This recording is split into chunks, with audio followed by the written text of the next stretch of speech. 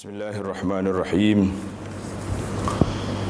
Alhamdulillahi rabbil alamin, wassalatu wassalamu ala rasulihil amin, Nabiyyina Muhammad ibn Abdullah wa ala alihi wa sahbihi wa man wala, amma ba'd. Alhamdulillah, kita bersyukur kepada Allah Azza wa Jalla kerana dengan limpah kurnia Allah kita sentiasa menerima nikmat-nikmat yang diberinya kepada kita yang tidak terhingga banyaknya. Cuma yang membimbangkan kita iaitulah, adakah kita benar-benar menjadi hamba yang bersyukur ataupun tidak. Kerana hidup kita di atas dunia ini, Allah SWT ciptakan dunia ini untuk kita. Allah ciptakan dunia ini untuk kita. Tapi kalau salah teknikal, seolah-olah kita dijadikan untuk dunia. Kita dijadikan untuk dunia. Dengan berbagai-bagai cara yang kita lakukan, kadang-kadang tidak menunjukkan kita bahawa kita ini adalah orang yang duduk di bawah peraturan Allah dan mengharapkan kasih sayang Allah kepada kita. Muslimin dan muslimat, para jemaah sekalian, perbincangan kita dalam tazkirah ini di bawah tajuk Al-Mahabbah. Al-Mahabbah artinya cinta dan kasih Allah.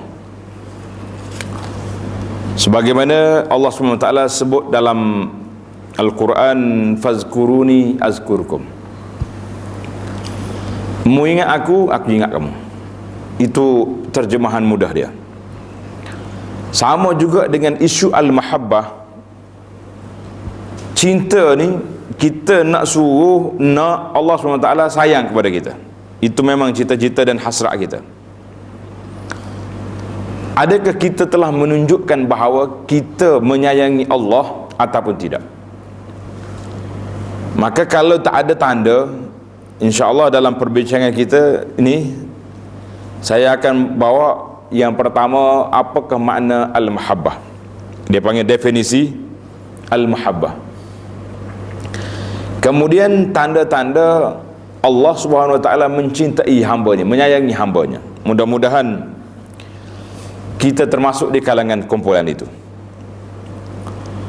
Kemudian yang ketiga, iaitulah tanda-tanda mahabbatul abdi li rabbih. Bagaimana kita nak kenal seorang hamba Allah Ta'ala itu menyayangi, mencintai Tuhannya. Yang keempat, kita akan pergi kepada asbab al-jalibatu li mahabbatillah. Kita nak mencari sebab-sebab yang boleh menjadikan kita ini, melayakkan kita ini mendapat kasih sayang Allah Azza wa Jalla. Yang pertama, ta'riful mahabbah. Kalau orang tanya mahabbah, tapi bahasa mahabbah ni dah jadi bahasa Melayu dah kan. Kalau dengan penuh mahabbah, dengan penuh kasih dan sayang. Cuma dibahaskan oleh orang Arab, apa makna al-mahabbah? Al-mahabbah itu ada beberapa definisi dari sudut bahasa. Diambil daripada perkataan al-hub, maknanya cinta. Cinta yang menunjukkan asluha as-safa, maknanya bersih. Dalam bersih artinya dalam hati orang itu ada rasa cinta yang tidak bercampur dengan benda-benda lain. Yang kedua, makna dia juga dengan makna al-habbah. Mahabbah ambil daripada perkataan hab, iaitulah kalau orang tanam padi ataupun gandum, isi yang telah dibersihkan itu. Mahabbah juga dengan makna bekas yang luas. Bekas yang luas. Maka ahli-ahli bahasa mengatakan wa kadzalika qalbu al-muhib. Demikianlah hati orang yang menyayangi Allah Azza wa Jalla.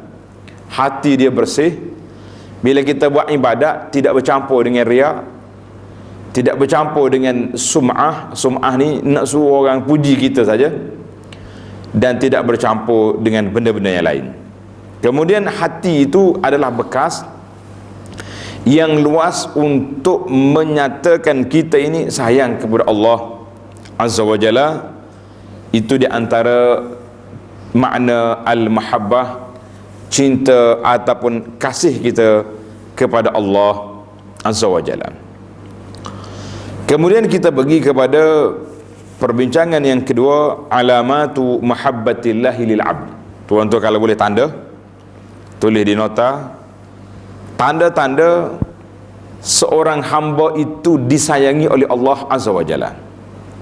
Kita nak jatuh hukum orang ni Tuhan sayang, orang ni Tuhan tak sayang, tak boleh. Mungkin kita nampak dari sudut zahirnya orang tu baik. Baik ni orang ni dari sudut zahir, tetapi di batin dia kita tak tahu. Maka para ulama telah membuat satu kaedah, kita manusia ni boleh menghukum di atas zahir seorang itu, tetapi Allahu yatawallas sarair, Allah Subhanahu wa taala yang menguasai, mengetahui perkara-perkara yang rahsia. Maka yang rahsia itulah di antara rahsia di antara kita dengan Allah Azza wa Jalla, yang tak boleh kita nak dakwa, tak boleh kita nak cakap, tak boleh kita nak kata aku sayang dengan mulut saja. Tetapi bila kita minta, kita kata dengan mulut, maka dimintanya tanda-tanda di manakah cinta itu, di manakah cinta itu. Baik, kita pergi kepada tanda. Apabila ada tanda ini pada diri seorang hamba Allah, maka itu menunjukkan dia telah mendapat kasih dan sayang Allah Azza wa Jalla. Yang pertama, husnul tadbirilah. Allah Subhanahu wa taala letakkan seorang hamba ini daripada kanak-kanak lagi. Daripada kanak-kanak lagi, Allah Ta'ala pilih dia ni menjadi orang yang beriman. Sudah ada dalam hati dia beriman. Kemudian akhlak dia cantik. Ada kita tengok budak-budak ni Masya Allah,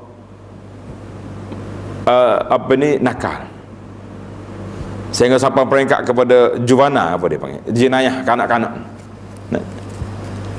Tapi orang ni dia telah dijaga oleh Allah Azza wa Jalla daripada kecil lagi. Kita tengok daripada kecil lagi pergi masjid, subuh pun boleh mari, telah fardu ain rajin pergi, dengan mak ayah menghormati, dengan orang tua memuliakan. Jadi nampak orang ni daripada bawah lagi disayangi oleh Allah Azza wa Jalla. Itu di peringkat awal. Jangan pula kata kecewa saya ustaz, saya daripada budak nakal, tua-tua ni dah baru mula nak insaf, nak sedar. Kita kata alhamdulillah. Itu tanda bahawa Allah Ta'ala sayang kepada kita. Sebab apa? Dia tidak lepaskan kita duduk dalam kelaraan, kelekaan sampai peringkat mati. Ini peluang. Kerana itu Nabi SAW sebut dalam hadis, Allah SWT beri keuzuran kepada seorang itu sehingga dia sampai umur 60 tahun. 60 lara lagi, tak insaf lagi, maka itu orang itu jauh daripada rahmat Allah Azza wa Jalla. Bimbang kita. Jadi kita muhasabah daripada awal. Ini tanda yang pertama. Tanda yang kedua, ar-rifqu bil abdi. Allah Ta'ala itu berlemah lembut dengan hamba dia. Kalau dia nak apa-apa, dia jadi mudah bagi dia, tidak susah. Tidak susah. Kita ni para jemaah sekalian, kita jangan duk mikir dunia saja. Allah, payah saya ni miskin, tak apa kaya dah. Tidak semestinya Allah Ta'ala permudahkan itu dengan makna kita mesti kaya, mesti jadi orang hebat atas dunia ni, selebriti katalah, tak syarat. Makna Allah Ta'ala permudahkan urusan kita dengan makna fayasalul yusra. Bila Allah SWT nak beri kebaikan kepada hamba dia, ista'malahu, Allah Ta'ala gunakan dia. Para sahabat bertanya Rasulullah, kaifa, macam mana Allah Ta'ala gunakan orang ni? Maka Allah kata Nabi SAW, Allah Ta'ala permudahkan urusan dia nak beribadat. Allah urusan dia, maknanya masa dia ada. Kita ni sama-sama masa 24 jam.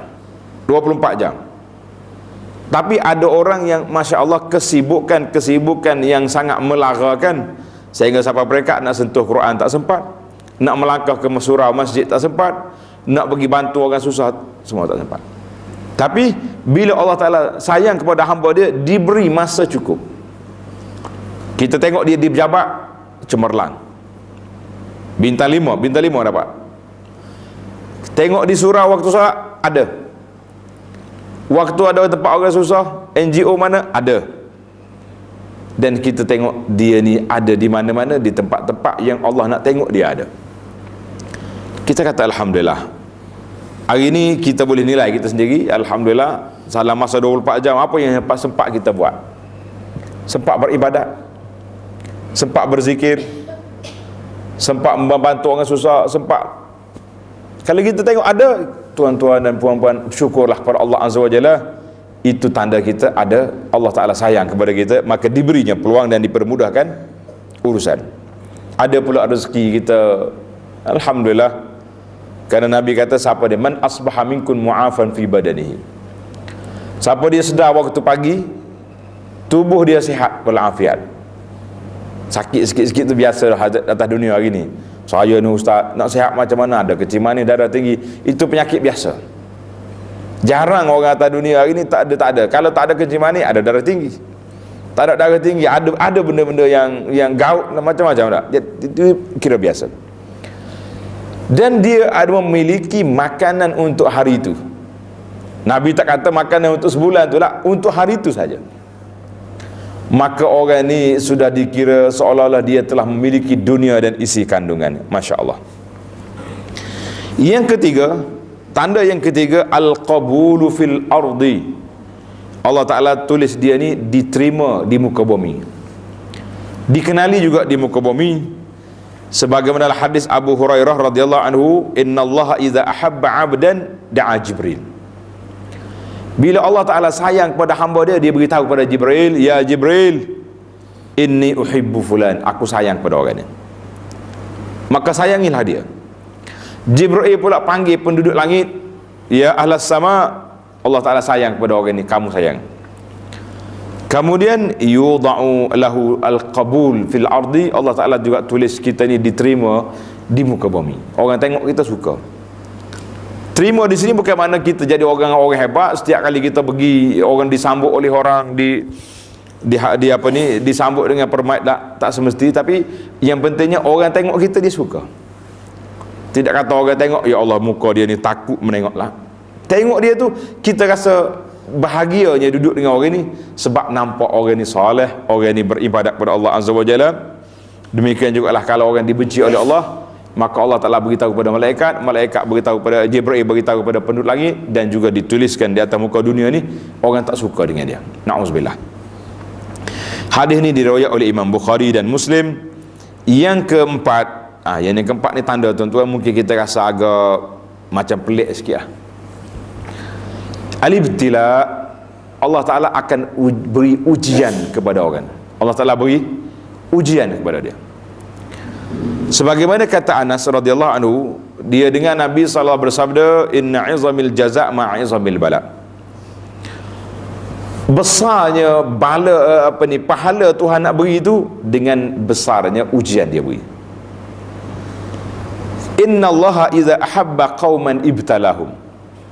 Bila Allah sayang kepada mana-mana kaum, maka diberi ujian. Siapa dia reda, maka orang itulah nampak keridaan Allah. Siapa dia marah, Allah Ta'ala tak suka, marah juga dia. Jadi para jemaah sekalian, bila kita dapat ujian, menerima ujian, sabar. Jangan mudah resah, mudah serabut, mudah jazak, kata bahasa Arab kata mudah nak melenting lah. Kita kata ini ujian Allah Ta'ala kepada kita. Kadang-kadang ujian tu mari dalam rumah, sakit, suka kita terima anak, tapi anak sakit, selalu duduk bulan ke hospital contohnya, ataupun orang tua kita sakit, itu ujian. Ada kalanya ujian di tempat kerja, Masya Allah, tabarakallah, kita ni buat kerja baik, tapi tidak dinilai sebagai pekerja yang baik, gaji tak naik, macam-macam pujian-pujian daripada bos lambat jauh sama sekali, ujian. Kita kata Allah Ta'ala tahu apa yang kita buat. Kalau kita sudah bekerja dengan baik, dengan ikhlas, kita tidak mendapat pujian, tak dapat sanjungan manusia, tak usah kira. Itu Allah Ta'ala nak beri pahala kepada kita. Saya kadang-kadang bila bercakap dengan kawan-kawan, dia kata zaman kita hari ni, zaman digoda dengan dengan alat-alat baru ni, kadang-kadang mudah kita nak terjebak dengan perangkap-perangkap, nak mengutuk orang, nak buat benda-benda tak baik pada orang, mudah sangat. Tapi kita kena ingat, sebagaimana syair Imam Asy-Syafi'i rahimahullah ta'ala, Syafi'i kata, kalau lidah mudah bercakap orang, mu kena ingat walin nasi alsun, orang lain pun ada lidah juga. Mana orang lain pun boleh cakap juga tentangmu. Sekarang ni kita jangan cakap orang. Kekang kunci mulut kita. Imam Malik rahimahullah ta'ala kata apa? Aku kenal di Madinah ni orang yang baik dulunya, tak bercakap orang pun tak bercakap dia. Tapi akhir-akhir ni dia suka duduk kritik orang pun sibuk duduk kritik dia. Subhanallah. Kita tak buat kepada orang, tak mengata orang, tak buat, tiba-tiba orang buat dengan masalah kepada kita. Tuan-tuan ingatlah, itu adalah ujian Allah Ta'ala. Allah Ta'ala nak beri, bila dia nak beri pahala kepada kita, maka diberinya ujian. Jadi kita kata apa nak buat, kita sabar je lah di atas ujian ini, sebab Allah Ta'ala nak beri pahala kepada kita melalui orang itu, melalui orang yang buat fitnah, yang buat tuduhan, yang duk kata buruk, macam-macam benda yang kita ada. Maka orang ni, iaitulah Allah Ta'ala nak beri pahala kepada kita melalui dia. Kita mengharapkan Allah Ta'ala beri juga kepada dia taubat di saat akhir, supaya kita dengan dia tidak berbicara di hadapan Allah pada hari kiamat sebagai musuh yang akan dibicarakan di hadapan Allah. Yang kelima, kata di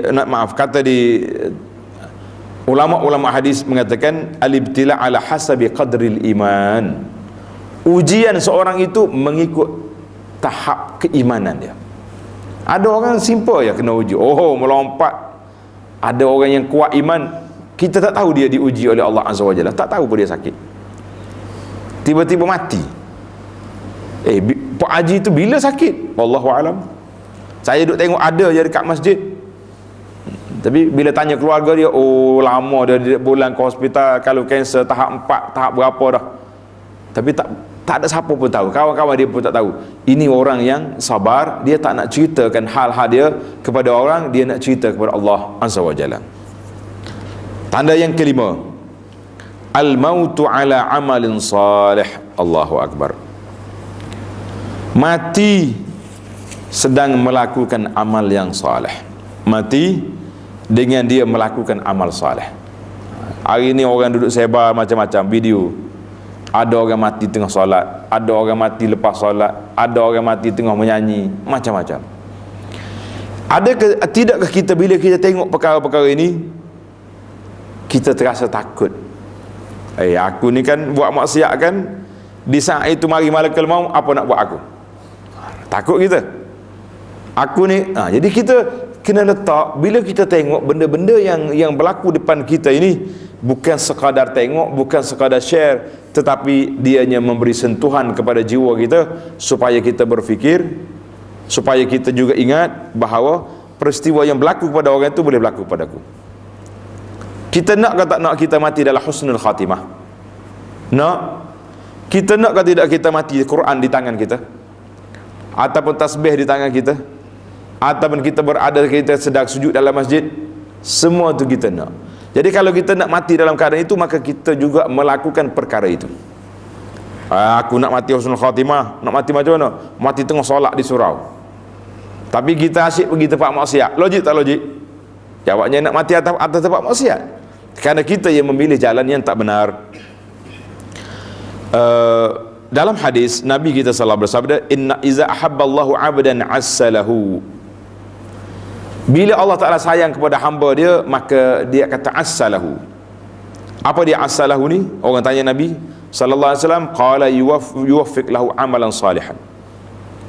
Allah SWT beri taufik kepada dia supaya melakukan amal yang soleh baina yaday ajalihi, apabila dia nak mati tu dia sedang melakukan amal yang soleh sehinggalah dia diredai, disayangi oleh jiran-jiran dia dan kawan-kawan dia, semua suka dia. Tengah hidup baik lagu ni, tiba-tiba kita tengok, Masya Allah, mati dah dia.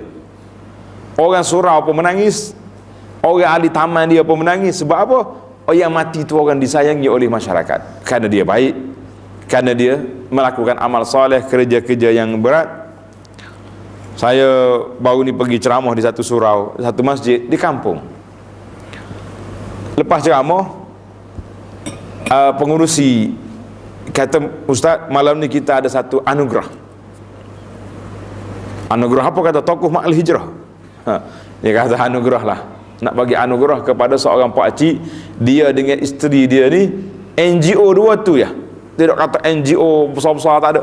NGO dia je, dia dengan isteri dia. Dia baca sejarah, dia kata Masya Allah, pakcik ni sampai dimarah oleh anak dia sebab kerja dia nya duk tolong orang susah. Tu ya. Mana punya orang ni orang sakit, dua orang ni pergi bantu. Orang susah, orang minta pertolongan, ada je dia. Saya kata Masya Allah, tabarakallah. Orang pakcik ni kalau dia mati, tuan-tuan boleh bayangkan, semua orang akan sedih dengan kematian dia. As-salahu, Allah Ta'ala beri dia kemanisan untuk hidup dia. Apa dia? Iaitulah amal soleh, sehingga dia disayangi oleh dia baina ajalihi, di saat dia nak mati pun sedang melakukan perkara-perkara yang baik. Itu 5 tanda Allah SWT sayang kepada hamba dia. Banyak lagi lah tuan-tuan kalau kita tengok. Sekarang kita berpindah kepada masalah yang ketiga, al-alamatu dallatu ala mahabbatil abdi li rabbih. Ini sebaliknya pula. Itu dari atas ke bawah.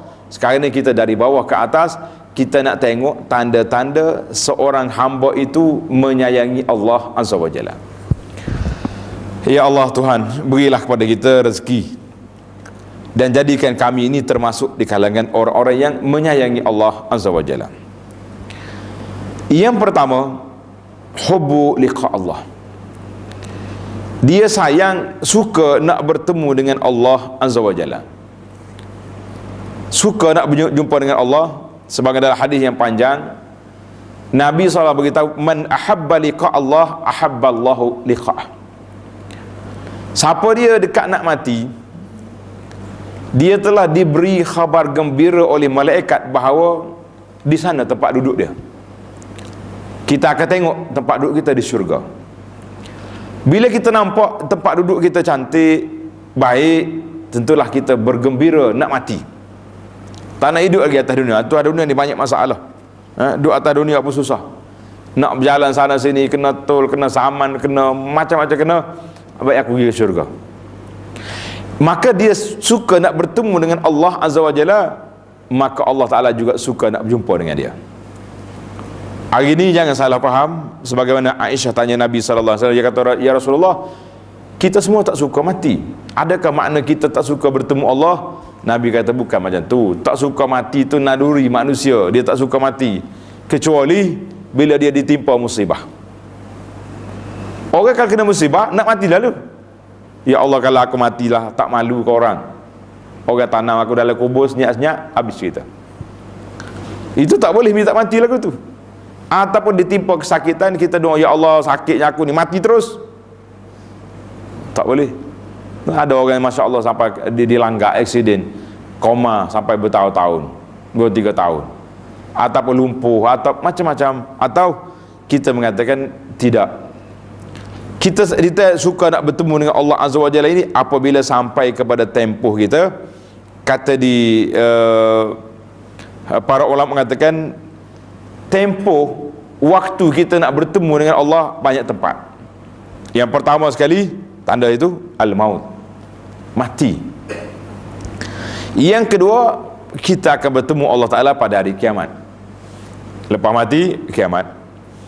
Yang ketiga, kita akan bertemu dengan Allah Azza wa Jalla ketika setelah masuk dalam syurga, apabila Allah SWT bukakan hijab di antara kita dengan Allah. Maka di saat itu, wujuhun yawma izin nadhiratun ila rabbiha nadhirah, muka orang yang baik-baik ini bercahaya, mereka akan dapat melihat Allah Azza wa Jalla.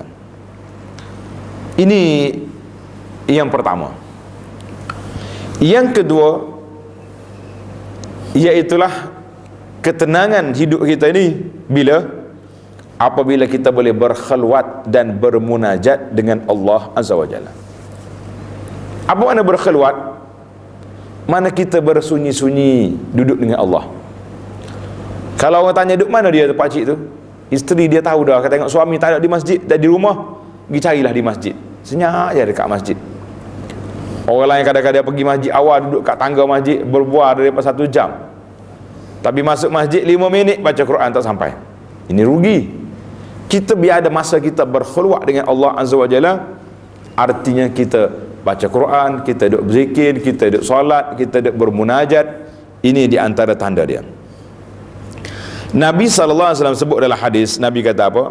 Hubbiba ilayya minad dunya at-tib wan nisa. Telah dimasukkan, campak ke dalam hati aku ni, menyayangi perkara-perkara dalam dunia ni, iaitulah suka dengan wangian. Nabi suka tib, wangi, dan suka juga dengan perempuan, maknanya dia kahwin. Tetapi Nabi kata waju'ilat qurratu aini fis salah, kemuncak kesukaan akunya mana? Salat. Maka ini kata di ulama hadis, hadis ini rawahun Nasa'i, kata di ulama hadis faqurratul ain fawqal mahabbah. Orang panggil penyejuk mata kita tu lebih daripada mahabbah. Mahabbah tu sayang, tapi kita ni kita kan ramai kita sayang kepada adik-adik kita, pada buah, tapi bila sebut anak kita, ini dia panggil buah hati saya. Dia dengan isteri dia waktu baik-baik, ini buah hati saya. Waktu baiklah, waktu dia kelahi jangan main. Maka Nabi kata aku menyayangi wangian wanita, suka kepada benda-benda, tapi yang lebih tinggi daripada hidup aku sendiri ni qurratu aini fis salah. Salat itu lebih tinggi. Maka orang yang menyayangi Allah Azza wa Jalla, dia suka duduk dengan Allah. Saya dulu kita sudah bagi, saya ingat, kertas yang kelebihan zikir. Ingat tak? Kelebihan zikir tu kita kata apa? Bila kita ni menyayangi Allah, maka kata di para ulama, man ahabba syai'an aktsara min zikrihi. Siapa menyayangi sesuatu, dia akan banyak sebut. Kita sayang Allah, kita akan banyak nak sebut nama Allah. Subhanallah, alhamdulillah, wala ilaha illallah, Allah akbar. Cuma kata ulama, zikir mufrad Allah, Allah, Allah gitu tidak ada riwayat daripada Nabi SAW. Nabi tak zikir satu, dia ada zikir murakkab. Subhanallah gitu, Allahu akbar, maknanya kalau kata Allah, Allah saja tak ada.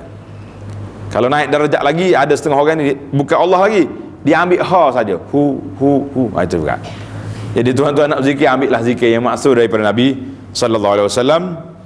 Kemudian kita pergi kepada yang ketiga. Ada seorang cerita sikit. Ada seorang ahli ibadat, bila dia sakit, resah dia, nampak macam frust dia. Orang tanya, Syekh, Tok Ayah, kenapa nampak sedih sangat? Sakit sangat ke? Tak boleh sabar ke? Dia kata, tak, aku tak mikirkan sakit aku ni, sebab sakit aku ni dapat pahala. Sakit dapat pahala, tapi yang aku sedihnya sebab aku biasa bangun malam, biasa berpuasa pada siang. Bila sakit tak mampu nak buat ibadat-ibadat yang menjadi kebiasaan pada dia. Namun kita kena ingat, orang yang biasa buat ibadat waktu sihat, tuan-tuan kena ingat, waktu sihat kita sentiasa beribadat. Bila kita sakit, apa kita dapat? Makai pencin kita, sehingga malaikat mari tengok dia. Mana ni orang ni tak mari masjid, tak ada kat surau. Dia akan pergi cari di rumah, tengok, oh Masya Allah, saudara kita ni sedang sakit. Ditulisnya pahala penuh seperti dia biasa pergi ke masjid dan surau, duduk dalam majlis kuliah, duduk berzikir, pahala penuh. Jadi saya namakan pahala ini pencin akhirat. Teman-teman nak pencin akhirat? Nak? Waktu kita sihat walafiat, banyakkan ibadat. Jangan bila sakit baru nak ibadat. Ini kita bimbang hari ni, bila sakit, imam, ahli atau kuasa masjid, Ustaz mari ziarah kita di hospital, pegang tangan kemas, "Ustaz, doakan kalau saya sihat nak pergi masjid." Ustaz kata waktu sihat baru ni pergi ke tak? Tapi ustaz berjaga hati juga, lama orang tu dah lah sakit, mati terus pula berat kita tak? Jadi yang kita kena betul-betul pulun usaha kuat-kuat ni bila? Apabila kita sihat walafiat. Sihat, kuat. Kenapa? Bila sakit, pencet pahala. Ini besar. Yang kita Tok Syekh tu kata apa? Aku bukan tak sabar dengan kesakitan, tapi aku rasa sedih sebab tak dapat melakukan ibadat.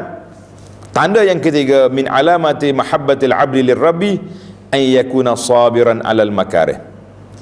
Tanda yang ketiga, seorang itu sabar menghadapi kesusahan. Kita ni kadang-kadang nak pergi solat. Solat apa tu? Subuh. Pada hari hujan lebat. Masya Allah, tabarakallah. Tak hujan pun tak pergi dah. Hujan melimpah kanda tak pergi. Tapi orang ni hujan, hari sejuk, dia dapat ambil wuduk di saat isbaghul wudu al makarih. Nabi kata dia ni dapat mengambil wuduk di saat dia tak suka. Susah. Kita sini tak rasa sangat hujan pun. Orang di negara-negara sejuk tu, ya Allah, nak ambil wuduk pagi, rebuh air dulu jawab dia, kan? Jadi bila orang ni sabar di atas kesusahan, nak ibadat susah. Kadang-kadang muslimat kita tu nak jaga penampilan diri, nak jaga aurat pun payah. Ada tempat-tempat kerja yang tak dapat kelulusan peraturan pejabat. Masya Allah, tabarakallah. Kita kata kita sabar. Yang keempat, tidak melebihkan perkara lain daripada apa yang disayanginya. Maksud dianya, kita melebihkan Allah dan Rasul dalam hati kita. Apa dia lebihkan Allah? Allah Ta'ala kita macam mana? Nabi kita tak jumpa. Jawab dianya, kita tengok kepada arahan Allah. Kita ni nak benda ni, bersungguh sangat nak, tapi oleh kerana kita tahu benda tu haram, kita tinggalkan dia. Untuk siapa? Kerana Allah. Kita tinggalkan Rasul sallallahu alaihi wasallam. Maka Nabi kata apa? Man taraka syai'an lillahi awadahu Allahu khairan minhu. Siapa dia meninggalkan benda yang tak baik kerana Allah, bukan tak meninggal tu kerana tak dapat.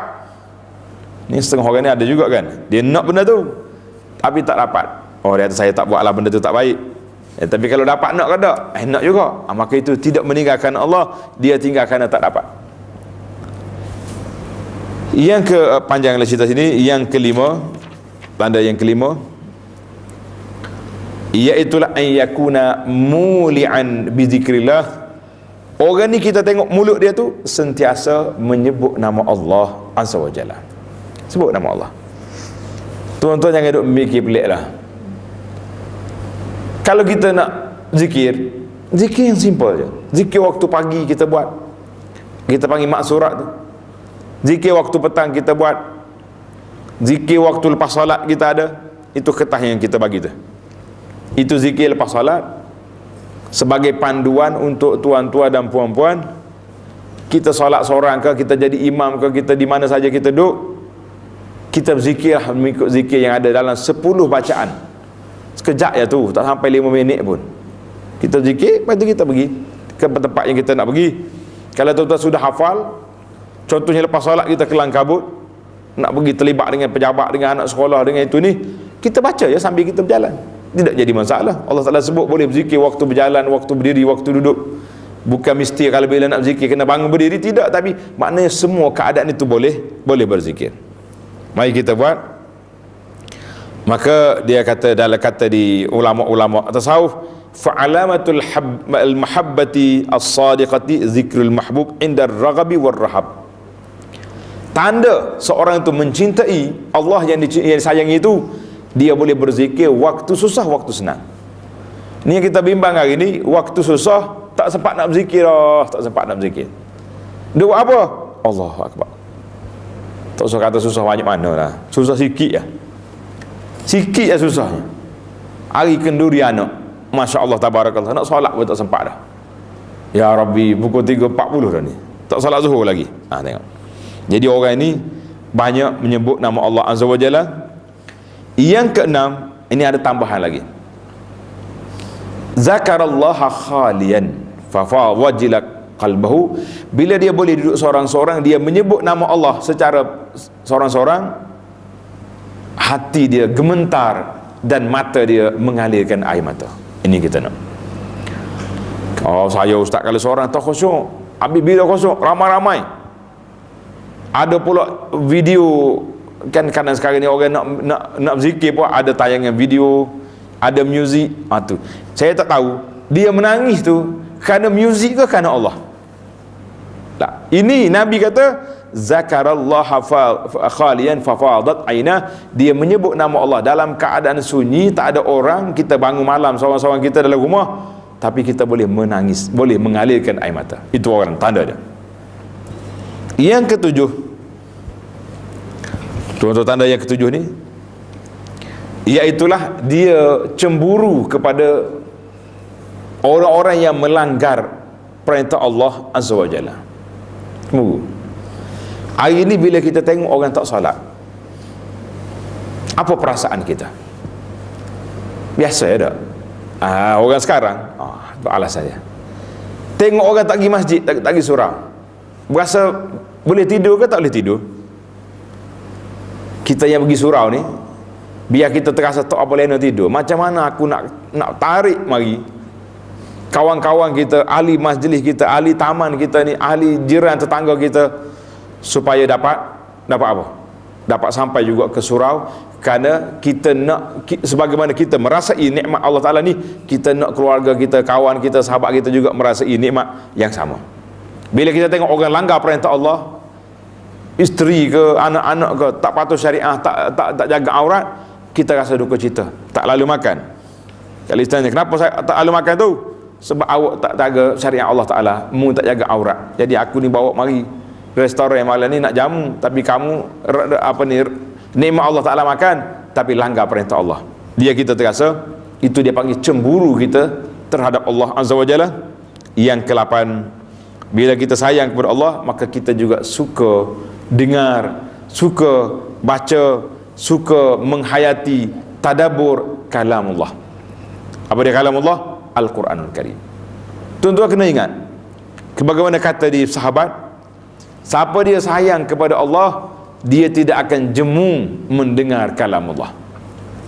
Hari ini kita dengar dalam kereta, kita boleh pasang Quran. Oh, kami ni ustaz pasang kuat-kuat di surau belum solat. Orang tak dengar. Orang dalam rumah dia mana dengar kita pasang. Yang kita nak sendiri dalam kereta kita, dalam rumah kita, dalam apa yang alat-alat yang kita ada ni, Quran ada di tangan kita. Dengar sentiasa dan kita hayati apa yang kata. Yang ke-9, bila terlepas ibadat, waktu ibadat tu, kita terasa duka cita, sedih. Biasa kita ni solat jemaah di masjid, sekali terlepas, kita naik kereta contohnya, dah masuk waktu asar, tak apa, masjid ni baru azan, kita kelang kabut, kita nak pergi satu masjid lagi, sampai masjid lagi, orang assalamualaikum, duka cita dia, termenung atas kereta turun. Ataupun sibuk pagi ni tak sempat nak baca zikir pagi, kita rasa sedih, maka itu tanda orang itu mahabbatullah. Sebab bila terlepas ibadat-ibadat yang dianjurkan itu, dia rasa sedih. Dan kata kita ni tak apa ustaz, tak sempat zikir pagi ni, pagi esok.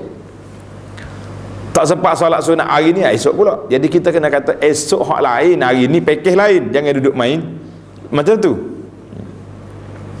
Yang ke-10, iaitulah kita, semua ibadat yang kita buat itu hanya semata-mata untuk Allah, bukan nak tunjuk pada orang.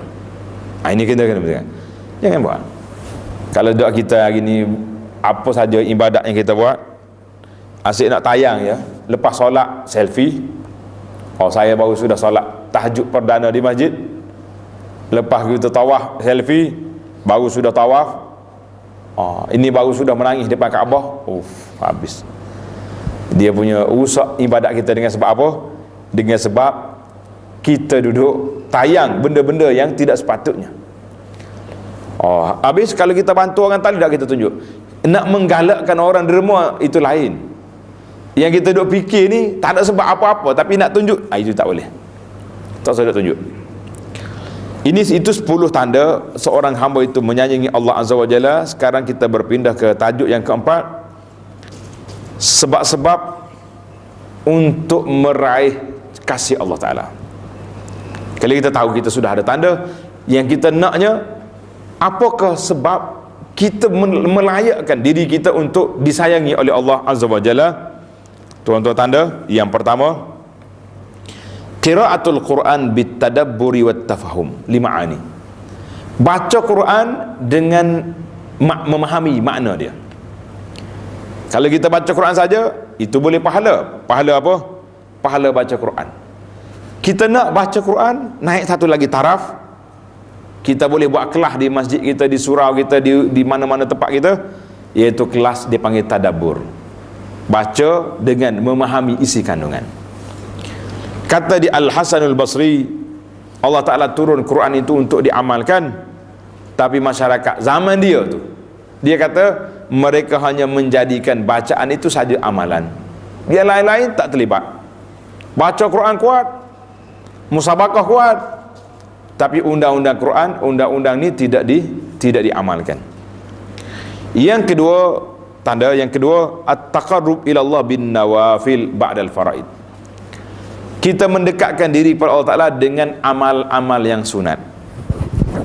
Tuan-tuan dan puan-puan kena ingat, yang membezakan antara kita dengan orang lain, iaitu tingkatan amal sunat.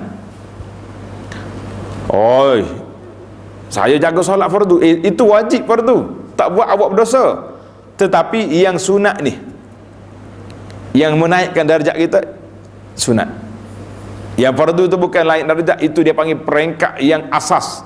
Kalau tak ada itu, runtuh kita punya agama. Jadi tuan-tuan jagalah. Saya dah bagi syorkan supaya kita jaga solat sunat siang, duha, solat sunat witir malam, solat tahajud, solat qabliyah ba'diyah yang dipanggil lepas pada solat, sebelum solat tu, sunat rawatib kena ada. Yang ketiga, iaitulah banyak menyebut nama Allah Ta'ala dengan lidah, dengan hati dan dengan anggota. Sebut nama Allah Ta'ala dengan lidah, dengan hati dan dengan anggota. Kemudian yang keempat, melebihkan cinta Allah Ta'ala daripada cinta hawa nafsu kita. Artinya kalau bertembung di antara kita sayang kepada Allah Ta'ala dengan perasaan nafsu kita nak kepada dunia, maka kita ketepikan yang lain-lain itu, kita lebihkan cinta Allah Azza wa Jalla. Nafsu kita ni nak apa?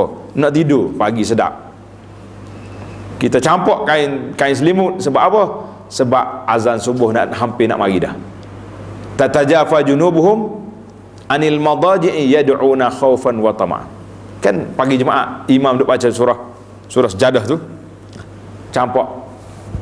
Yang kelima, musyahadatu birrihi ta'ala. Naklah kita saksikan hati kita kebaikan, rahmat, limpah kurnia yang Allah Ta'ala berikan kepada kita. Jangan lupa, ni kita kadang-kadang makan rahmat rezeki Allah tapi tidak taat kepada Allah Ta'ala. Itu bahaya. Kena sentiasa berfikir, aku ni Masya Allah, Tuhan beri banyak. Nah, Allah Ta'ala sebut dalam Quran, wa in ta'udu ni'matallahi la tuhsuha. Kalau kamu hitung nikmat Allah Ta'ala tidak terhingga, tapi kena hitung juga. Kalau tak hitung, kita tak rasa baik, tak rasa banyak, tak rasa sikit. Yang keenam, mempelajari nama-nama Allah Ta'ala, Asma'ul Husna. Asma'ul Husna, tuan-tuan kena ingat, bukan sekadar lagu yang dimainkan dalam video, dalam CD lah. Kita kena menghayati. Ambil satu subjek di surau kita ni, dia panggil subjek mengulang kaji Asma'ul Husna. Cari ustaz-ustaz yang mahir dalam bidang ini, suruh dia mari. Kalau satu malam kita dapat 2 nama Allah Ta'ala pun tak apa. Ar-Rahman, Ar-Rahim. Minggu depan pula Al-Jabbar, Al-Muntaqim. Minggu lagi yang mari pula Ar-Ghaffar, At-Tawwab. Menarik tuan-tuan. Mari kita baca. InsyaAllah satu masa saya akan rasa nak juga, walaupun siri rakaman kita ni, kita bincang nama-nama Allah secara detail. Secara orang panggil ringkas-ringkas sudah ada banyak dalam YouTube. Tuan-tuan boleh tengok Abu Anas Badani, tajuk dianya nama-nama Allah Ta'ala, sudah ada. Yang ketujuh, Iaitulah sentiasa kita ni meletakkan diri kita berhajat kepada Allah, berhajat kepada Allah Ta'ala, apa-apa benda buat. Bila ada masalah, angkat tangan lalu, ya Rab, ya Rab. Dia kata ada masalah tak, dia tak doa pun, dia pergi swasta ke pak imam di masjid, tolong doakan saya. Awak sendiri doakan tidak? La. Kita sendiri tu inkisar baina yadi Rabb, sentiasa rebah, tersungkur kita di hadapan Allah Azza wa Jalla, minta segala yang kita nak. Yang ke-8, berkhalwat, beribadat kepada Allah Ta'ala waktu akhir malam. Pada waktu itu Allah SWT menyeru, hal min mustaghfir, adakah tidak orang minta ampun, ada hal minta ibin, ada tak orang taubat.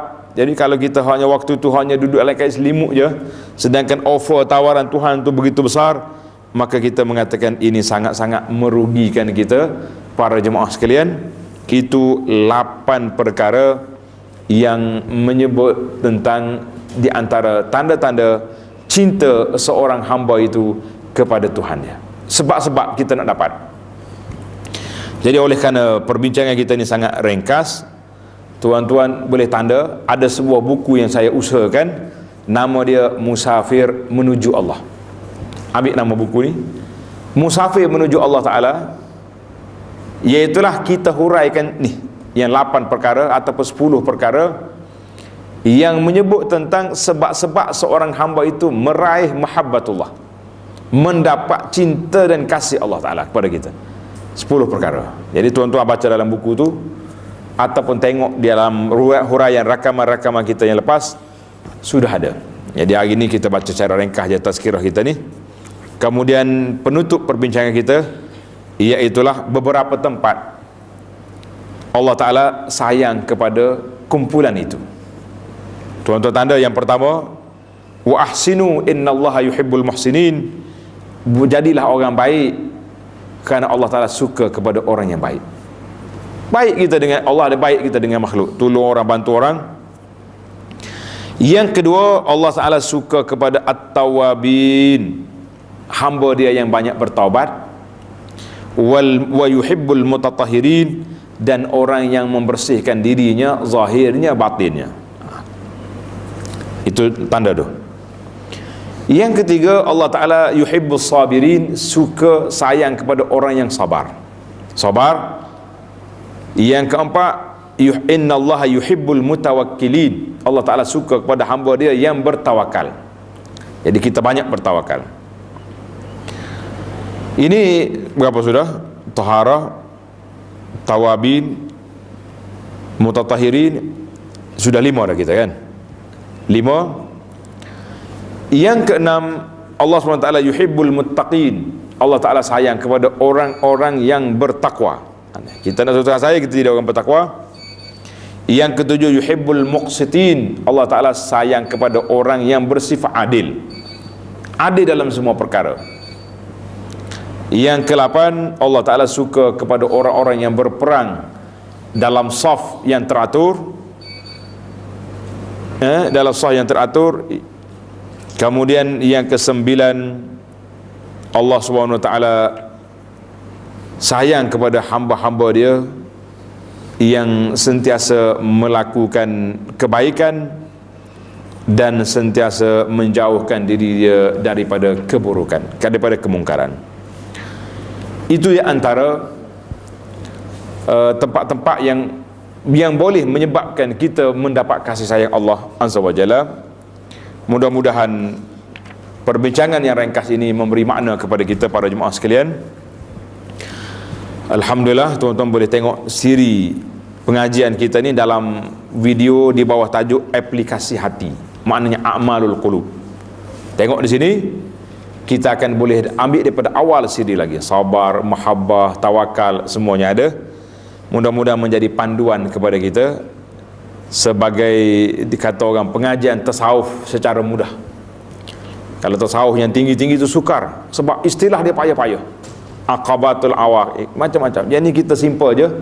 Kita kata apa dia definisi mahabbah, apakah tanda Allah Ta'ala sayang kepada hamba dia, apa pula tanda hamba itu sayang kepada Allah, dan bagaimana nak meraih cinta Allah, dan beberapa keadaan itu disayangi oleh Allah Azza wa Jalla.